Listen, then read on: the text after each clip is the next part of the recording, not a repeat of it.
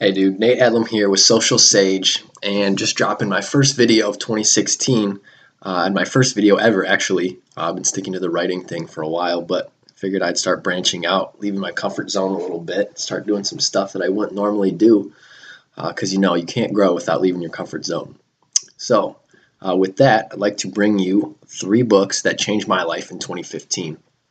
The first one is Robert Greene's Mastery. This is a great book for anyone who's looking to become an absolute boss at something, whatever that is. It's a great book for helping you find your life purpose, or life's task, as he calls it in the book. There's a lot of lessons on just how to become yourself and how to be true to yourself and not listen to societal norms or feel pressure from other people. My favorite line in the book actually is, "Some people never become who they are. They stop trusting in themselves, they conform to the tastes of others, and they end up wearing a mask that hides their true nature. If you allow yourself to learn who you really are by paying attention to that voice and force within you, then you can become what you were fated to become, an individual, a master." Boom, that was pretty deep. So yeah, that's what you get out of mastery. The second book I'd like to recommend, Essentialism by McKeown.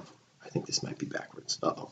Anyways, this is a refreshing read that kind of helps you declutter and filter out the waste and negative things in your life. It helps you stop wasting time on tasks that are unnecessary at work.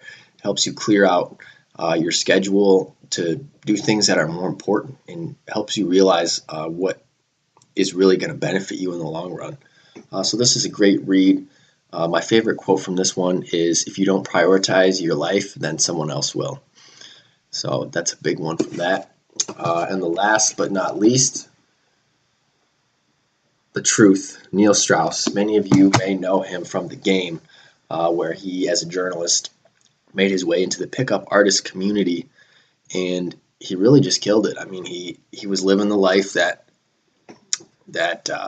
a lot of guys seem to want to have, is being able to make a lot of money and sleep with a lot of women. Well, I don't know if he was making a lot of money, but basically, The Truth is about his story after that.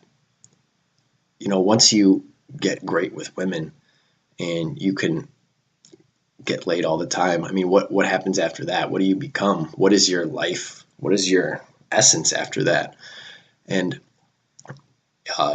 the story, The Truth, an uncomfortable book about relationships, goes into his story of sex addiction and how he cheated on his wife, and how he went to therapy and rehab for sex addiction, because it was got to be such a takeover of his life.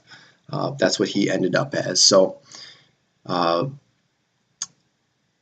yeah, I mean, just because you get laid doesn't mean that you're going to love yourself or be happy in the long term.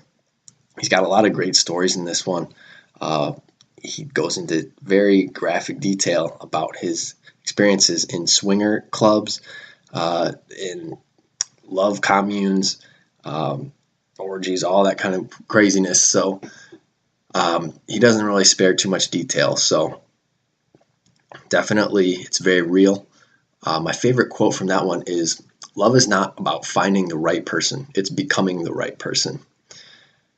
And that one, I could go on and on about that one, about how important it is to love yourself before you can think that someone else is going to love you, and thinking that getting laid is going to get you happiness in the long run. I could go on and on. I'm going to be coming out with an article soon about my favorite lessons from The Truth, so stay tuned for that one. But for now, that's my 3 books that have changed my life in 2015. Check them out.